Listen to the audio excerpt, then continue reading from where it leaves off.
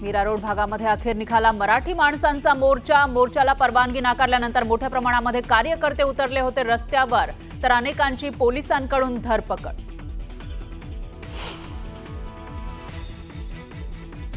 मनसे नेते संतोष धुरींची मोर्चाच्या ठिकाणी हजेरी, पोलिसांनी विरोध केल्यानंतर बाचाबाची, पोलिसांनी संतोष धुरींना घेतलं ताब्यात।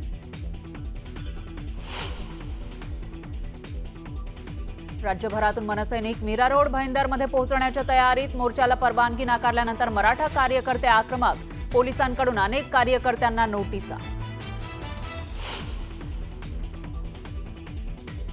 मोर्चाला परवानगी नाकारण्यावरून मुख्यमंत्र्यांची नाराजी, चौकशी करून अहवाल सादर करण्याची पोलीस महासंचालकांना आदेश, सूत्रांची माहिती।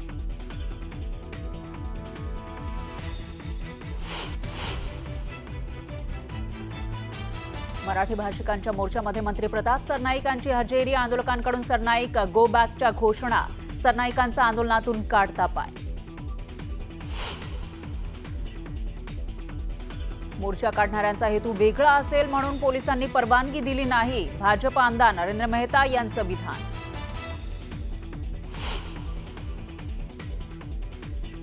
विधानसभेच्या विरोधी पक्षनेतेपदाच्या मागणीसाठी विरोधक आक्रमक, चीफ जस्टिस न्याय द्या असं म्हणत विधानभवनाच्या पायऱ्यांवर जोरदार घोषणाबाजी।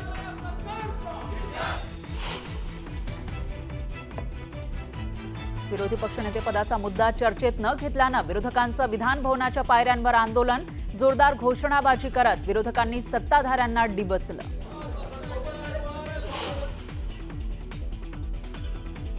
सरन्यायाधीश भूषण गवईंचा विधिमंडळामध्ये सत्कार, 13 कोटी जनतेच्या वतीनं गवईंचा सत्कार असल्याचं मुख्यमंत्र्यांचं विधान, तर विधिमंडळातील सत्काराला अनन्यसाधारण महत्त्व असल्याची सरन्यायाधीशांची प्रतिक्रिया।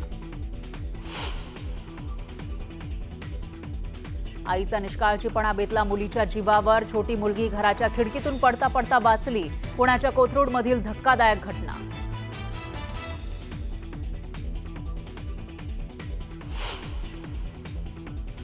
आणि गडचिरोलीच्या दुर्गम भागामध्ये मुसळधार पावसाचा फटका, नदी नाल्यांना पूर आल्यानं 10 मार्ग बंद, अनेक गावांचा संपर्क तुटला।